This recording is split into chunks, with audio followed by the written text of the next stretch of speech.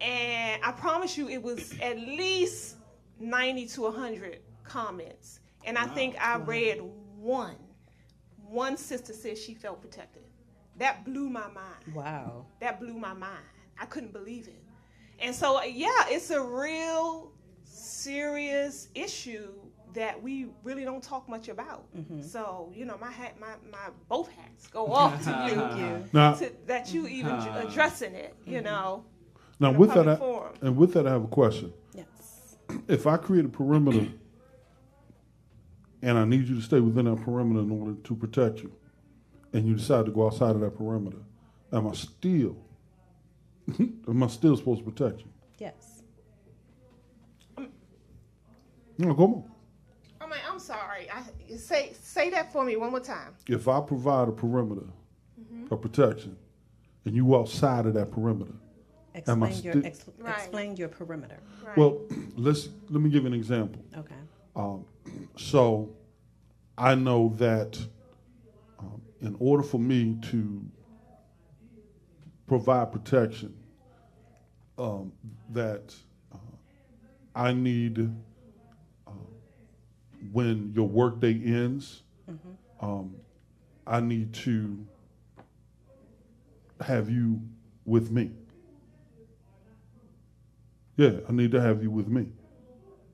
So I'm hearing that as, so wherever I am. So she can't have a life. See? I'm just asking. I'm asking because if you're saying that you don't say that, and you don't say the word submissive, and no. Okay, I'm listening. I'm saying that because you're saying once her day ends, she's with you. Okay. So she can't go anywhere unless it's with you. Can I respond to that? Is that what I said? Anyone can respond. No, I'm asking. Is that what I said? That's what I heard. Got you. That's what I heard. So I need you to clarify that. All right. Well, I'm glad you brought that up, Frankie. That's funny.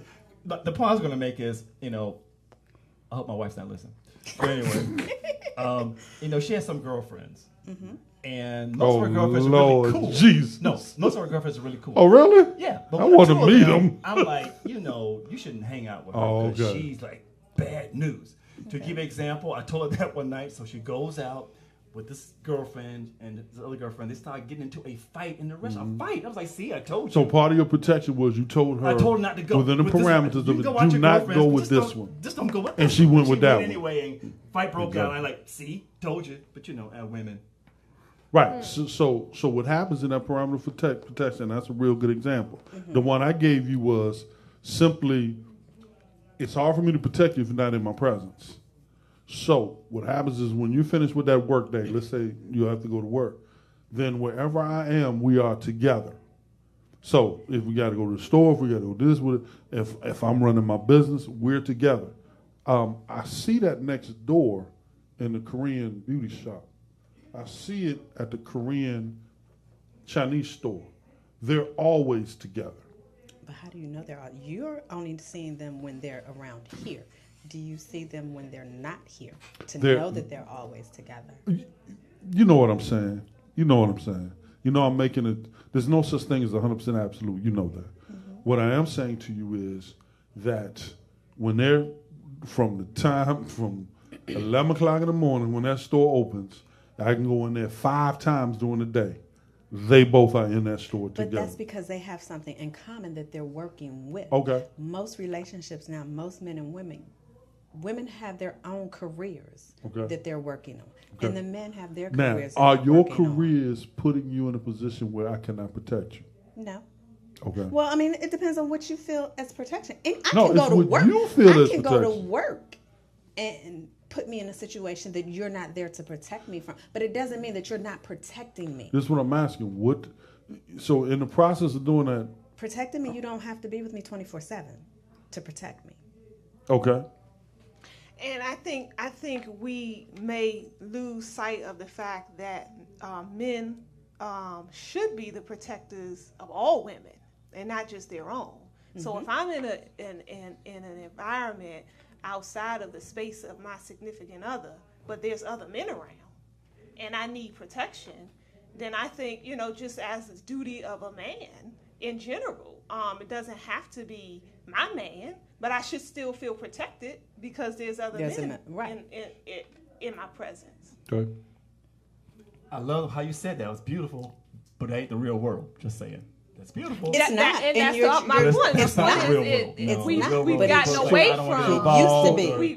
It used to be. We've gotten away from things like that. Mm-hmm. That should be. So I mean, just when we say, and I hear you, and I agree that that's not the real world. But then then it's like, well, why shouldn't it be that way though? So we should be getting comfortable with our women not being protected. And see, that goes back to how we always talk about, the generations with the kids. When we grew up, everybody in the neighborhood could whoop your tail if you were doing something wrong. Sister. But now, you say something to a child out in the street that's doing something wrong, and you got to fear for your life because they don't have any respect for authority or adults. Right. So you've gotten away from that. So it all goes back to how kids are raised. Right. And who they're being raised by. They're being raised by kids who haven't learned this. Right. So it all goes back to that. So then the men that are growing up, they don't know how to protect. That's right. So we should all go back to beating the crap out of our kids. That's all I'm saying. Oh, I never stopped beating mine. See, exactly. I'm sorry. We should go back to beating the crap out of our kids. We should go back to that, I think. All right, so part of what happens is if you're raising boys in neighborhoods and in families where this is not, where the neighborhoods are dysfunctional, as you mentioned earlier, and then we become men, we're going to be dysfunctional as men. Right. Does that make sense? Yeah. Okay. Yeah. So now what happens is this protectionist provision comes up quite a bit in conversation, especially with black women. Those are the two primary things. So I asked the question, what are the things that you know from your communication with other women that they need to feel and see, right? Mm-hmm. And it's protection and provision. And unfortunately, to some extent, there's no manual that says this is what this looks like. Right. So protection for you may feel different than protection for you. Correct. And what I'm supposed to do is figure out whether it's the sister on the street that I'm supposed to protect or the sister at home I'm supposed to protect. I'm supposed to figure out what their feeling of protection is and then adjust accordingly so she'll feel that way because she doesn't feel protected. Now, even if a person doesn't feel protected, does that mean they're not protected? I mean, if you don't feel protected, it's a good chance that you're not. I mean, because that's security you'll feel. You would feel safe and secure and sound in your own, Okay. Yeah, so. Tanya? That's kind of like a double-edged sword because you have to also consider women that are not in a relationship where they're getting their protection from. Mm-hmm. So it's not to say that they're not protected, but it's just in a different manner than if you're in a relationship with someone, I think. And the same thing with provision. 80% of black women, if I read it correctly, essentially are taking care of their own household. Right. Financially carrying the load. And I would I would bet that those people I spoke of on the Facebook page, I would bet the vast majority of them were single. Right. So. And raising a family. I mean, the ones who said they didn't feel protected. Right. So if out of 20, 19 say they don't feel protected, and maybe the one that says they do feel protected is in a relationship or married, right? Then that's part of why they would feel protected. Have you ever been in a situation where you were in a relationship or married and didn't feel protected by your spouse or your significant other? No. You always felt protected? Okay. I had one incident that I can recall where I didn't. It wasn't like I wasn't in a relationship where I just didn't feel protected by this individual, but I remember being in a relationship in one incident that I didn't. And that it was a guy, we were at a park, and I sell fashion jewelry, and I always carry my stuff with me. And so I carry your stuff with me too. And so I had my tray. It was about 4 of us. We were sitting in a tent, and I was showing the girls my wares. And this guy came up and was like, "Get away from here. What are you doing?" Well, you know, he was like really disrespectful. You know, I felt really slighted. And the girls was looking at him like, "What is wrong with you? Why are you saying that to her?" And just then the guy that I was with came walking up, and he heard the guy say that to me. And he didn't say anything in return. And in that instance, I didn't feel protected. Right. You know, and you weren't. Yeah. And you weren't. Okay. And then he was the ex-boyfriend. Well, I mean, Exactly. In that instance, Soon you weren't. after. Right. I mean, and understand whoever. Soon after. But I never forgot that. I never forgot how that made me feel. Right. You know, on both ends. For the guy who was disrespecting me and the guy who didn't do anything in my defense. He basically disrespected you as well. Right. Right. Well, he's got to be ready to fight once he says something to that other person, right? Because we don't know how that person's going to respond, correct? Correct. Right? Okay. So part of what happens, especially in today's economy, whenever a brother runs into a situation where he's got to step to another brother over sister, he's got to be ready for whatever the consequences of that is. Right? Now, are we training our boys and our men being trained for that kind of warfare? Those kind of battles that we got to get into, because we just never know how that person's going to respond. You know, I remember a situation, two things real quick. I remember a situation outside a restaurant, and this man and this woman was getting into it, and I went over and said, "Hey, man," he said, "Yo, dude, you got nothing to do with this, and unless you want some problems, you better walk away from me." And I realized I wasn't packing, and I realized that he probably was. So I couldn't do nothing for the sister of the call 911. But at least you did something. Okay. You did something. Okay. You tried, you attempted, Okay. and then you called the police. Well, I guarantee you she didn't feel protected because I didn't get that dude off of her. I guarantee you. So the second part of it is there was a second situation, Frank, when I was 16 years old. I'm over at Forestville Mall. 16. Now, mind you, when I was 16, I was Terry and Ron Size together, right? So this dude is beating on this girl. And I had one of my high school teammates with me. And I remember walking, and he was whooping on this girl. And then I said, "Come on, Lee, let's go over here." He was like, "What?" Bub. I said, "Come on." And we walked over, and I said, "Look here, man." I said, "I don't know what's going on, but I'm just letting you know, whatever you do to that girl, I'm going to do to you." And the joker looked, he was about 30. I'm 16. And Lady Lee's like, "You sure you want that?" I said, it was different then. I wasn't worried about somebody shooting me. So if we get into a hand fight, I got you. All right? But if I'm not packing, I got to really be careful how much I pop off at the mouth of people. So in that situation, it's protecting sometimes is moving you out of that situation. It's protecting sometimes, so look, I don't have the ability to defend. This cat jumps off and pulls out a pistol. We're in trouble. Right. So, or is that something I shouldn't even be concerned about? That's a good question. That's a good question. I mean, it's a fair question because the dynamics have changed, and I would imagine that's why most people don't react when they see. Well, that's why I don't, because I do not carry a gun. You know, I own a gun, one of my best friends is blind to this day because he defended his girlfriend with a brother who was disrespecting her outside of McDonald's, and he shot him in the temple, and he's blind to this day, and it's 25 years later. You know, so now the question becomes, a part of it, and we'll have this conversation more once we deal with, you know, I've been at least initially invited to be a guest on that panel. And of course, it's going to be tough because I know at least a few brothers who have a very, very strong opinion of what the heck we're supposed to do. Now, I don't know if they can fight a lick, but they sure do talk a hell of a gun.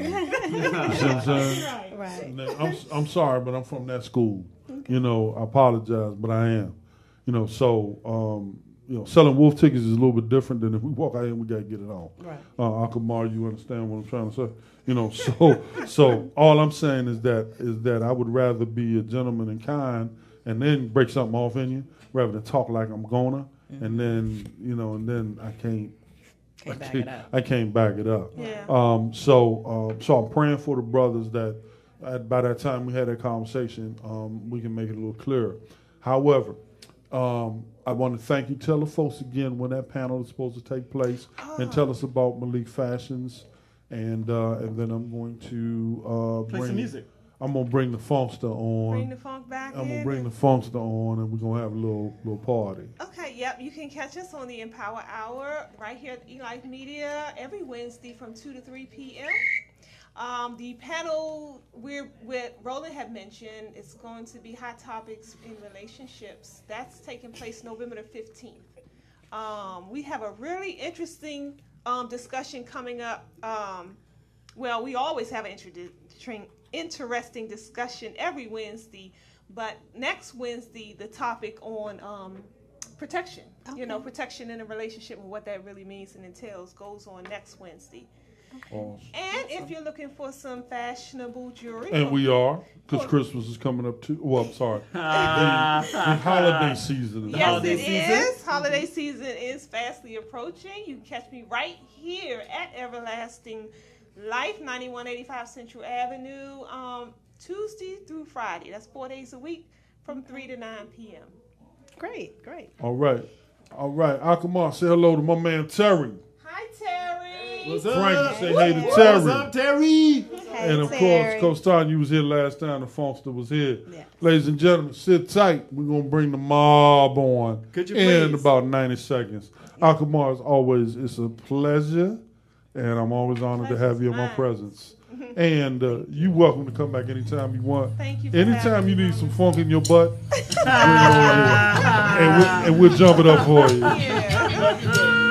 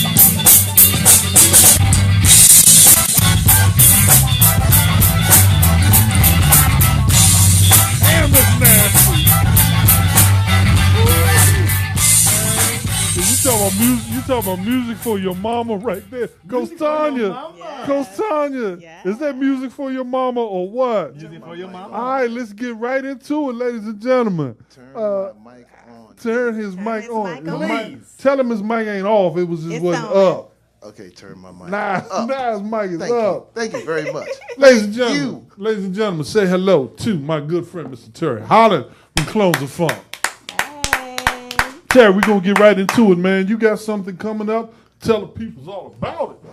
Well, Sunday at the historic Howard Theater, we are doing a Halloween party, and the host is Bootsy Collins. I love Yes. You were right. You ain't know he was going there, did you? You know what I'm saying? Why you do that, man? Why you do that? He's tilted like the Titanic, man. Wait a minute.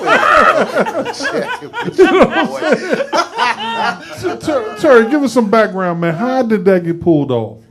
Well, we got a little phone call. Somebody said, y'all playing Sunday the 29th? I said, no.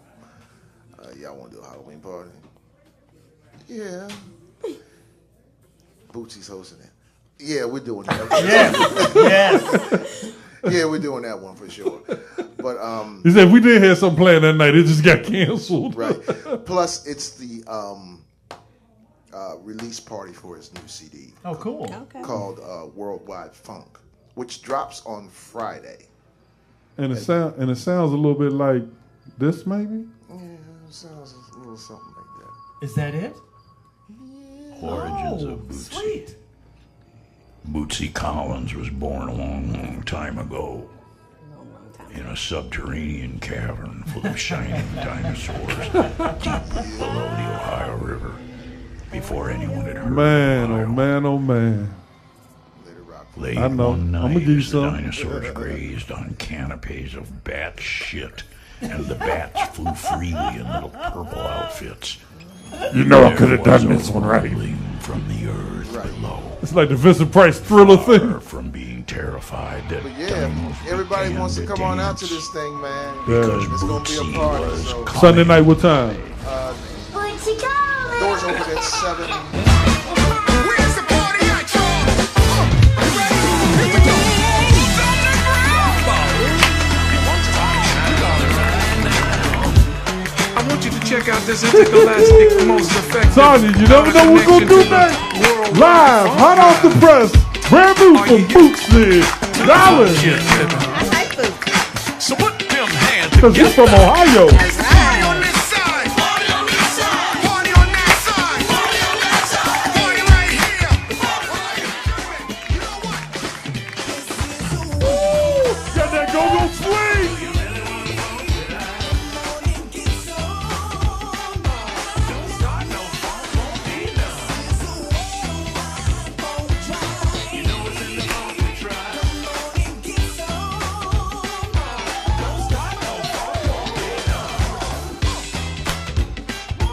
You know what I'm talking about. Put your hands up. Put your hands up. Let me see you put your hands up. Super hypnotic, transphonic, mobilistic, super fantastic, funk inclined, hippo friends of mine. I'm a midnight funk Do that, cat running through that. Ass high, do that. Easy, we beat FD and threes and E's and breezing. Manson, limo lamping, cruising. Keep it moving. Doug done stop it. Pick another topic. Me and Bootsy chilling in the tropics. Harlem's where I remain the greatest entertainer.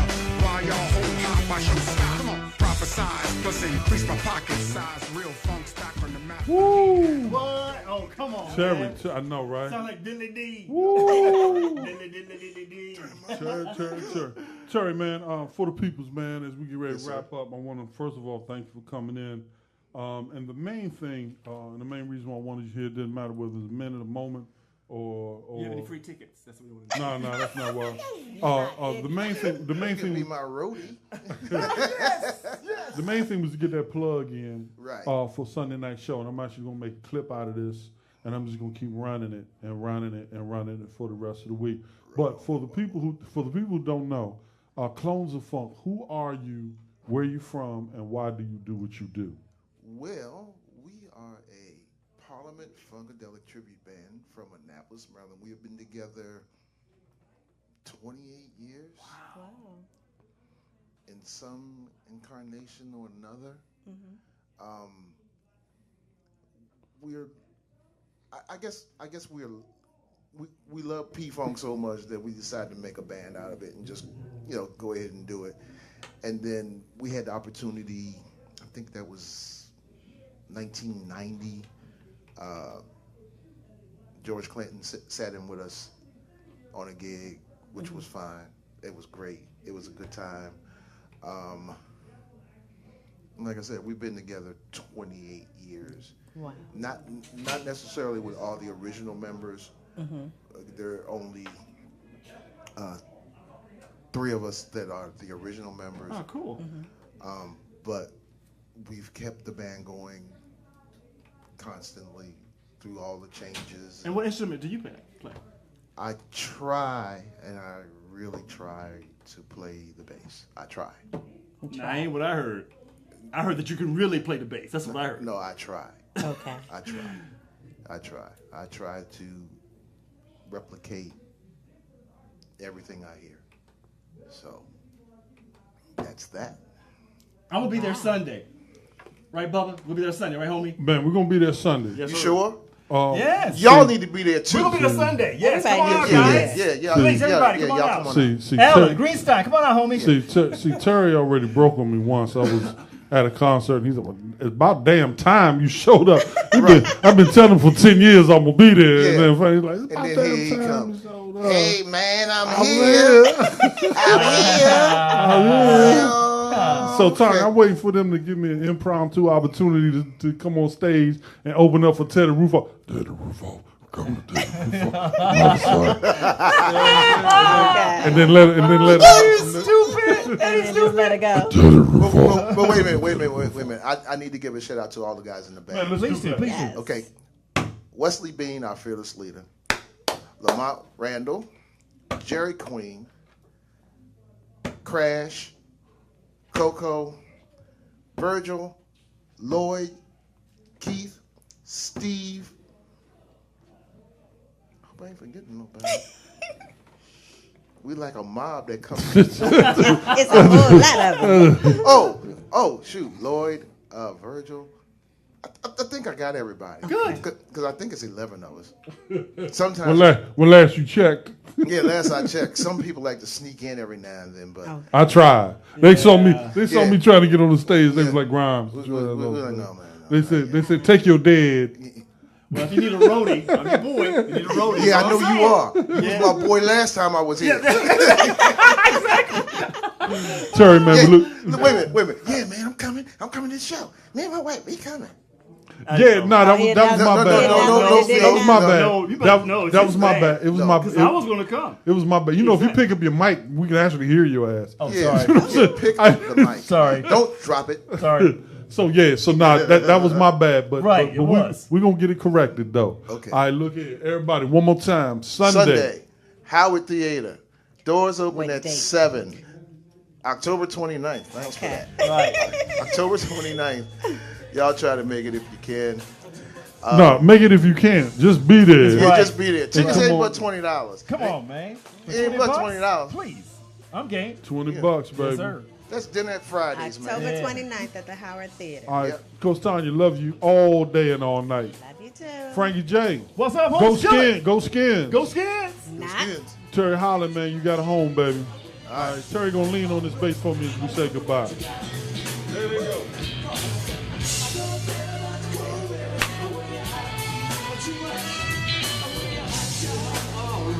I look at what you got.